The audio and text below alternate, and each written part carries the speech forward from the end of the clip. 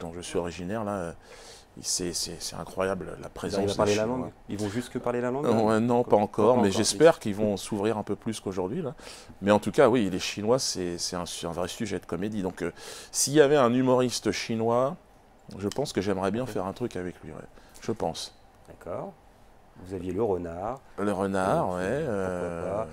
Bon, Ouais, le renard, je passerai parce que oui. j'aimerais bien, pourquoi pas, j'ai déjà une petite chèvre, moi. D'accord. Biquette. Biquette. Ouais, Biquette. Biquette. Alors, Biquette, le renard. Le renard, c'est vrai que c'est assez. Il y en a pas mal dans ma région, j'habite à la campagne. Et bon, j'en vois malheureusement écrasés sur la route souvent. Par vous? Mais, non. Non. J'ai essayé d'en sauver un jour, un petit bébé renard, avec mon fils. Et il l'a ramassé et tout. Et puis, bon, il est mort. Bon, c'est triste. Allons-y. Non, mais ensuite, on a Baumgartner, on a Ah Bernard ouais, c'était intéressant, lui, son saut. Bernard, ouais, c'est intéressant parce que Bernard, c'est l'inversion totale de. C'est l'imposteur absolu, quoi. C'est-à-dire. Là, en promo, vous serez carré. Là, en Ouais. promo, Le milliardaire. Ouais, ce serait pas mal. Au moins un duo avec un face-à-face, juste une discussion. D'accord. Je pense que ce serait quand même intéressant pour moi. Et puis peut-être pour lui. C'est vrai que ça fait partie des gens. Je pense que c'est le cynisme poussé. Puis là, maintenant que c'est un criminel de guerre avec ce qu'ils ont fait en Libye, j'aurais vraiment des choses à lui dire. D'accord.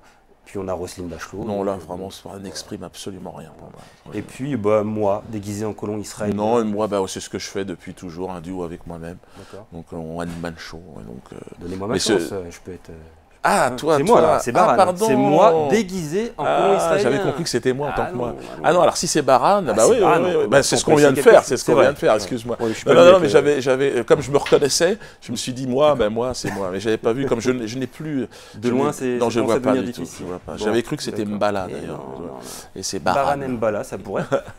Mbala. Baran, oui. Alors un duo, alors sur une scène, ce serait délicat, mais là, c'est ce qu'on est en train de C'est ce qu'on est en faire. train de faire. Ouais.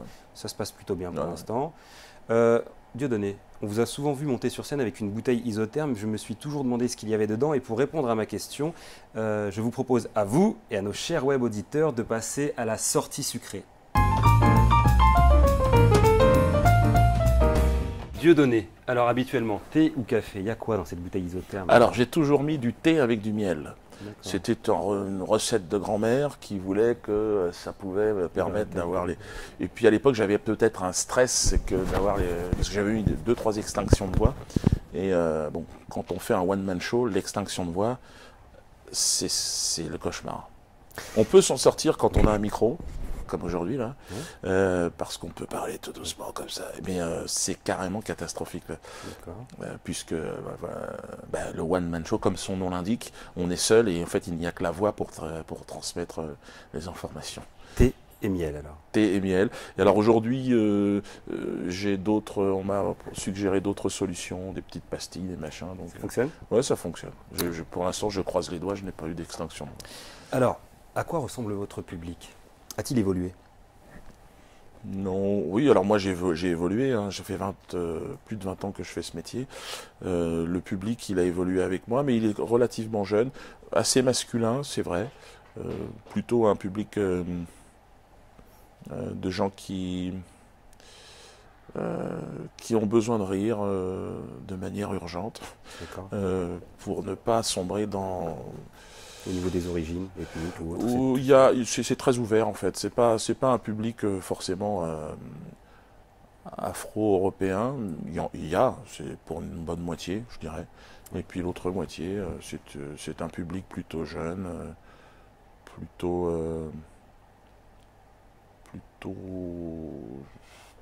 qui s'interrogent en tout cas. Beaucoup de jeunes gens qui s'interrogent et qui ressentent une certaine injustice dans cette société, puis qui trouvent que l'humour, c'est une façon aussi de transcender un sentiment C'est d'injustice. votre moteur dans les moments difficiles?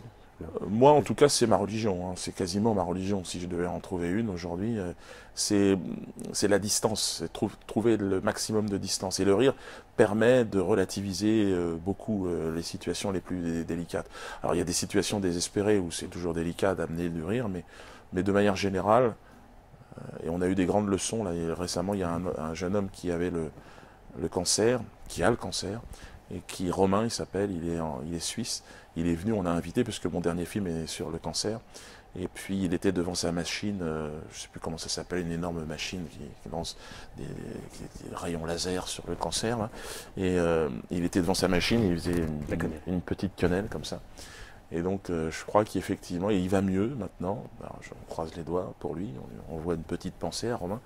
Mais je crois que l'humour, la dérision, si on a déjà de l'humour et on a du recul sur sa propre vie, sa propre existence, il y a une thérapie par l'humour qui permet déjà de traiter certains cas de dépression nerveuse, mais aussi des cas plus lourds comme des tumeurs cancéreuses. Vous avez évoqué la religion, c'est un thème que vous abordez. De ce point de vue-là, de votre spiritualité, avez-vous évolué? Avez-vous déjà le temps de vous poser des questions existentielles? Et si oui, quelle réponse vous donnez-vous, à part le rire?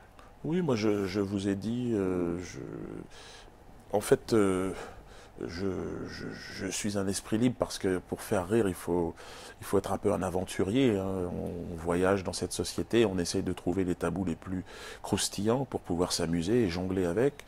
Mais personnellement, je crois, tout comme le jeune rappeur qu'on entendait tout à l'heure, comme la plupart des rappeurs, ce sont pour moi des prières urbaines. Je pense que quand je fais rire, alors évidemment, ce n'est pas un rire, c'est un rire qu'Aimé Césaire a très bien déterminé, défini. C'est rire avec ses propres souffrances. Et je pense que c'est vrai que c'est un autre genre de rire, mais c'est un rire qui correspond à une période aussi, à des gens qui se reconnaissent et qui arrivent à rire. Il y a plein de gens qui ne peuvent plus, qui viennent voir mes spectacles et qui me disent, voilà, on avait besoin de ce rire-là parce qu'on ne nous le propose plus, ce rire. On nous l'a d'ailleurs, peut-être dans le temps, ils avaient en famille mais je pense que c'est un rire assez. C'est comme la musique, hein. Il y a du jazz, il y a de la musique classique, il y a du rock, il y a du punk, il y a du techno, l'électro. Bon, le rap évidemment. Mais voilà, puis moi c'est un genre humoristique. D'accord. Bien. Ça va refroidir, hein. J'ai pas mis de miel, mais n'hésitez pas. Parfois, quand on pense à vous, qu'on s'inquiète un petit peu, on pense à votre relève. Est-ce que dans la famille, parmi vos enfants, il y a un futur comique? J'ai 7 enfants. Bon, il y en a qui sont un peu jeunes, donc je pourrais pas savoir exactement, mais il y en a une pour l'instant qui est plutôt intéressée par la musique et la chanson, un autre par le sport, un autre par les affaires, un autre. Puis là, doucement, les autres arrivent maintenant, mais ils sont encore à l'école. D'accord. Quand Ardisson vous annonce qu'il ne vous invitera plus dans son émission, vous lui répondez que de toute façon, vous n'irez pas à l'encontre de votre dignité, de votre conscience.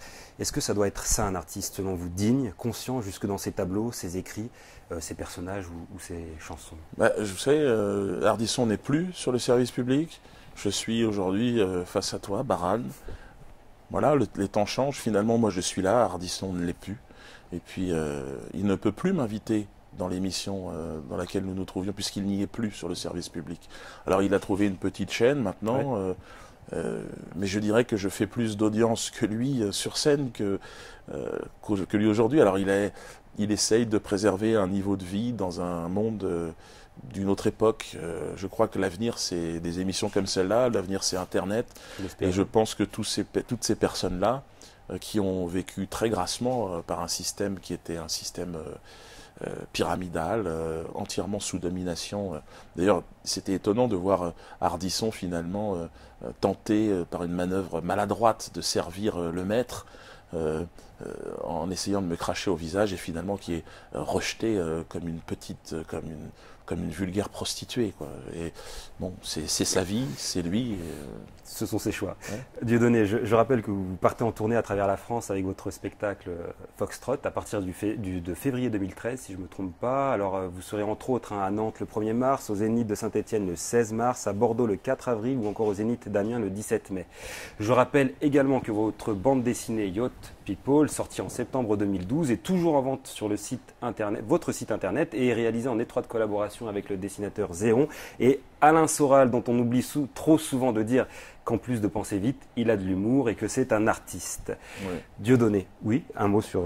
oui, non, mais oui, tout à fait. C'est avant tout, je pense, un artiste, un auteur. Voilà, bon, c'est un ami, mais c'est surtout quelqu'un qui